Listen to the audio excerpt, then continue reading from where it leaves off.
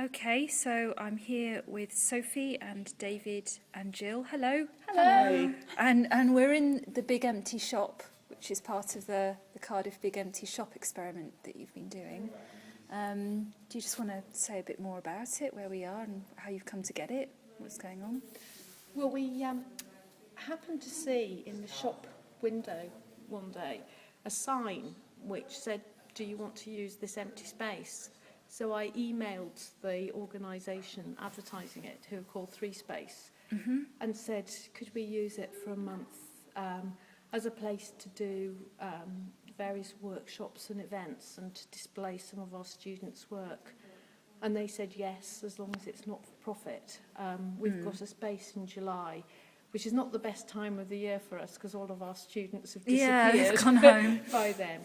But in fact, you know, it's actually started to work quite well. You know, lots and lots of goodwill. Sophie's managed to crowdsource loads of people from outside to come and help us. And we've had lots of staff from inside the building who've actually really been amazing in the work that they've put up. So we are actually quite favourably surprised by how it's shaping up. But it was an absolute tip. It was horrendous when we moved in, and we put a call out for volunteers on Twitter and Facebook, and just kind of were bombarded is a strong word, but we had quite a bit of interest from people saying, yeah, I'll come down and give you a hand for an afternoon. That's amazing, isn't it? Yeah, absolutely. Two guys from a Cardiff radio show called The Waiting Room, I should probably plug them, came down on Tuesday morning, and they were the first people in here to help me, and they just got absolutely stuck in. It was the worst part, with all the cleaning and just scrubbing and sweeping and, you know, all the really sort of physical work, and they just came down 10 till about 1 o'clock and just kind of got on with it, basically. Climbed up ladders and, you know, got fiddling with electrics and sorting stuff out, and just kind of, just got on with it. It was brilliant. And it's now this kind of lovely, clean space. You've got this huge kind of gallery for photography that we're kind of sitting at the back of here. Yeah. And then this kind of the main shop bits. Yeah, the sort of shop floor. Off on the right there, and a bit of it's a swap shop, isn't it? Yeah. It was kind of something we wanted to do, sort of, just as a fun idea. It came from the idea of a book exchange, because there's sort of a lot of the stuff we were talking about was storytelling and stuff like that, and then. You know, you see like travellers' book exchanges and stuff if you go to foreign countries and things, and you think, well, actually, why not do something here in the city, you know, swapping and things. And then we suddenly thought, well, why don't we do craft materials, and why don't we do seeds? And we could do basically any kind of swap shop. You know, I think we've kind of had to limit ourselves just so that we don't end up with tons of jumble sale sort of a feel. Yeah, I really like the idea. It encourages recycling as well, doesn't it? And shows what sort of austerity as well, but it kind of goes with reusing the empty space. And they're recycling old games, aren't they? Yes. With missing, they might have missing pieces, but it doesn't really matter. Yeah. So what's going to happen to people's old games that they bring in? A girl called Emily is going to come down. She's one of our PhD students, and she's really interested in sort of gameplay and game design and things. And she's going to basically get people thinking about kind of almost amalgamating games to make mega games and stuff. And so bits that people don't want anymore, or combining old ones to kind of get inventive and kind of create your own new board games and things. Brilliant. So yeah, it's quite exciting. We've got a lot of chess pieces that are ready to go, and we're just kind of hoping for more from people sort of coming in and getting excited about the project. Cool. And David, you're the newsroom guy, aren't you? Indeed. And what will you be doing there? We're hoping to set up a Twitter feed so people can tweet about their experience here. Hopefully we can incorporate that in other ways, such as the storytelling. We've got a hashtag. It's Big Shop CDF. So if you want to send us a tweet, that's what you use. Okay. Okay. And the tweeting and the blogging from here is kind of a bit more analogue than getting your iPad out. Yeah, but it is. We've got little tags and a display thing. So if people want to write a tweet, they can write it on the paper, and we'll put it on display on the little board we've got, and then we can add it to Twitter at the end of the day. Yeah, we don't have Wi-Fi, so we've kind of gone back to basics a little bit. There's a few ideas that we've experimented with, because obviously coming from the Atrium and the University of Glamorgan, there's a lot of sort of digital work. So we've kind of been toying with the idea of trying to get hold of a zoetrope and sort of really going back to basics on the kind of technology we're using. We've actually managed to get hold of a couple of old TVs and DVD players now, so we are actually showing some of the moving work. But yeah, we really like the idea of sort of analogue blogging and tweeting and things as well. So it's quite a fun thing to do. Yeah, going back to basics. Yeah, definitely.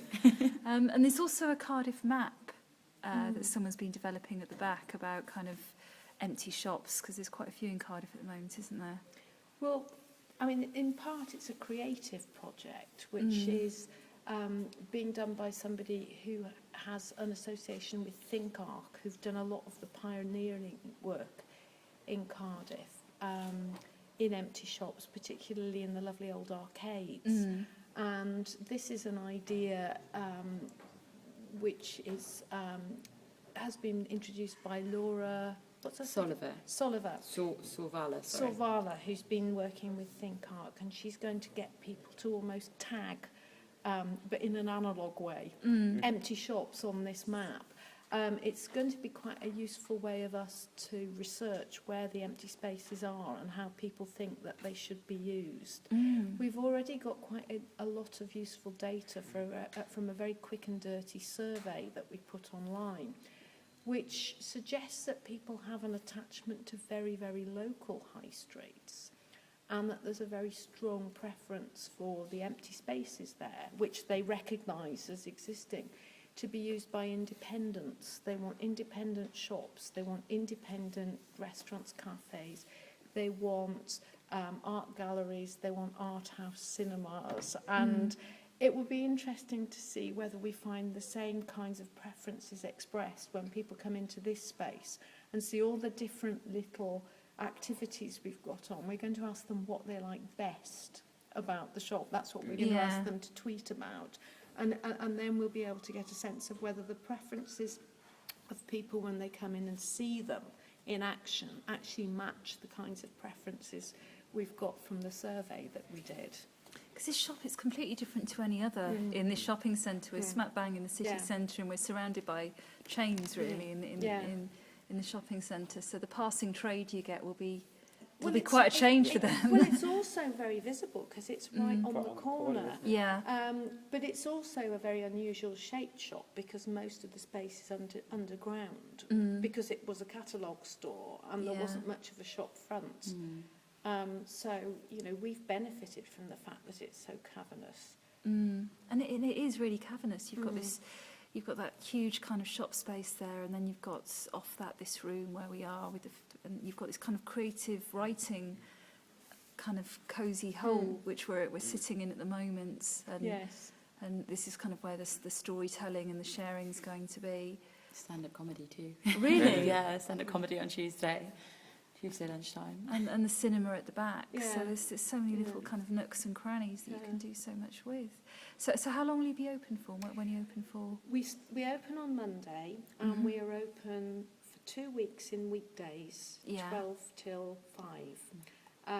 On the final day, the Friday, we'll be taking the whole thing down. So we'll still be open, and we're hoping that people will come and help themselves to things that they've created that day as well. But we won't be running any events that day, and it will start to be dismantled. But the whole thing is a work in progress anyway, because I've no doubt that more and more stuff will go up on the walls as the fortnight progresses. Yeah, there's a painting workshop on Monday, which is the first event, and we're asking people to kind of, we've recycled and sort of scavenged a lot of the stuff that's just been kind of abandoned in the shop. And so we've sort of reusing that stuff, and so some huge circular boards have been painted white, and we're using them for a painting workshop, asking people to kind of paint their memories of various different things, sort of coming from the city and sort of family memories or anything really they feel is relevant.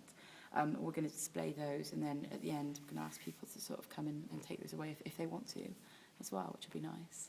Oh, brilliant. Yeah. Okay. Well, thank you very much, and best of luck for the grand opening on Thank Monday. you. Thank you. Cheers. We'll send you the photos. Not we'll tweet the photos.